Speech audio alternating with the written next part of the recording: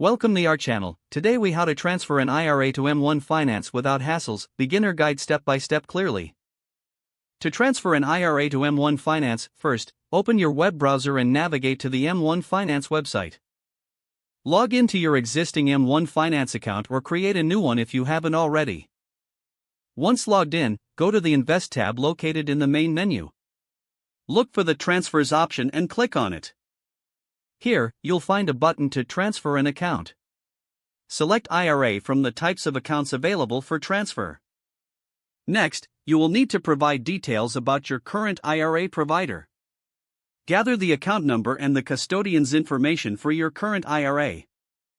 Fill out the necessary fields, including your name, address, and social security number. After entering your information, M1 Finance may ask you to verify your identity. Follow the on-screen prompts to complete the verification process. Review the information to ensure everything is correct before submitting.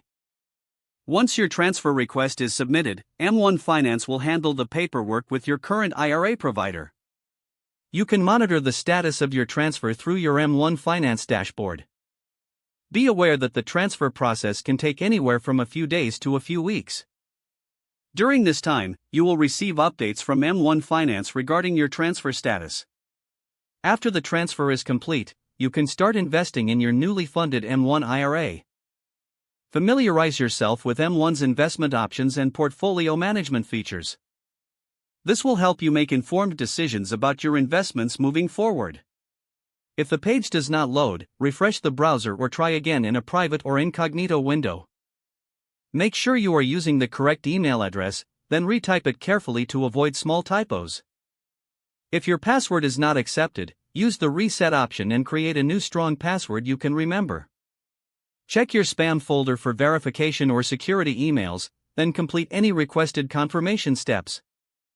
Enable two-factor authentication if available to improve account security and reduce unauthorized access risk. After signing in, review your profile details so your contact information and settings are accurate and current.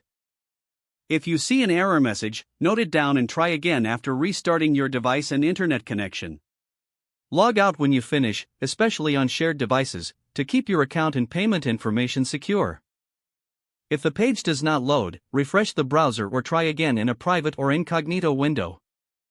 Make sure you are using the correct email address, then retype it carefully to avoid small typos.